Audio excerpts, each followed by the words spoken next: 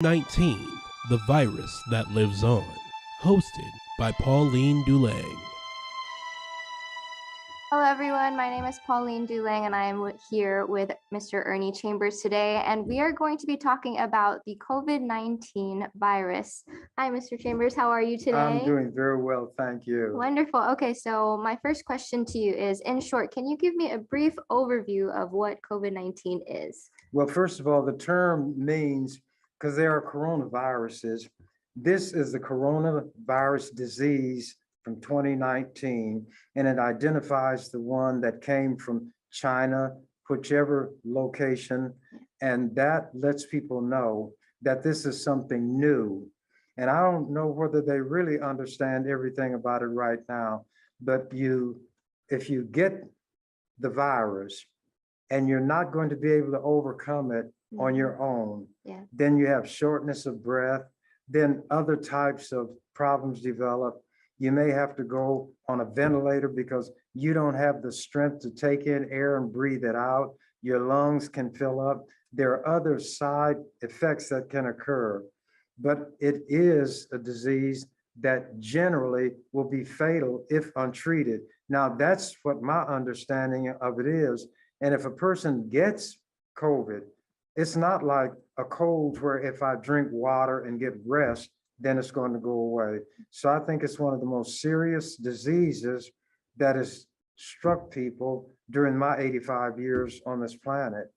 Yeah, of course. And from what you've seen, how do you know that COVID-19 is real and not just, like you said, this minor curable cold that we can just sleep off and drink water? How do you know that it's real? When I hear news accounts, when I hear and see medical people and scientists describing the nature of this virus, and then they give the figures in terms of how many people are hospitalized, how many people then will die from it, how many, even if they don't die, they may have a long lingering effect from it. I have no question in my mind whatsoever that COVID is real, that COVID is a killer, and COVID is not a friend of mine. So as soon as it was possible to get a vaccination, I got my vaccination. I think it is as real as this table. Yes, this table is very real. How is COVID-19 affecting North Omaha, and what are the effects that you see today now after it's been 2-3 years now? Unfortunately, when it comes to the Black community, which is what we're talking about in North Omaha, when it comes to medical care, we get the short end of the stick anyway. If everybody in North Omaha believed that COVID is everything that we're told it is, we might have trouble getting vaccines like we need, and then medications, if any, are developed. But unfortunately, there are Black people that I've talked to who think that it's a myth. And I will quote the Bible because they believe in it. My people perish and are destroyed from lack of knowledge. I tell them, I know you watch television.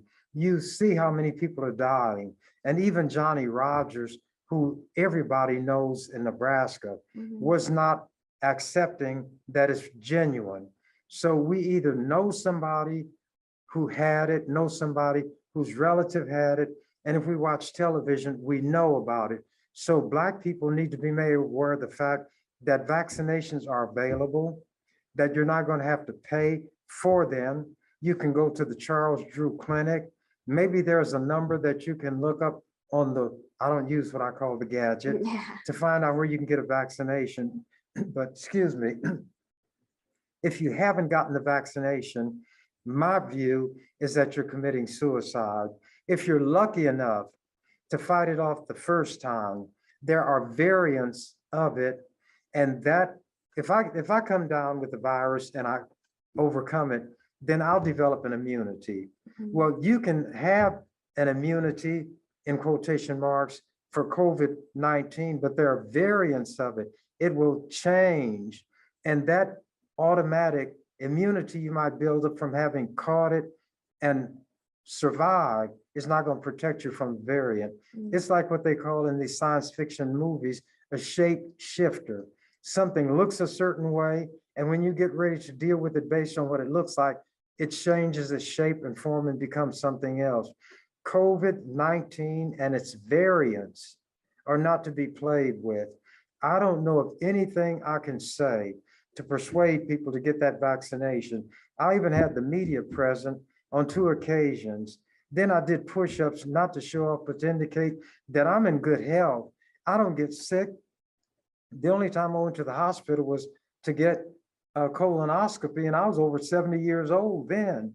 So if I am in good health like that, and I believe what I've been told about this virus, and I get a vaccination, if there are people who have any respect for me and don't feel that I'm insane, then maybe I can be an example from my conduct of how people ought to behave. I've gotten not only that first shot, I've had a total of 3. So I've got some boosters, and they say that there might be another booster available in the fall to deal with one of these variants. So I hope they get it before I catch the variant, because at my age, I don't care how healthy I am right now, I'm in a high risk group. I'm older, and some people say, well, maybe we'll get rid of him with COVID, then we'll worship COVID. But it's not a thing to be played with. Yeah. Agreed. There are so many differing professional opinions on COVID-19. So how do we know who to trust and with what information? If we are dealing with something that can cause death, we ought to take the opinion that is the most serious and act in accord with what is the worst thing that could happen. So let there be opinions running from number 1 through 100.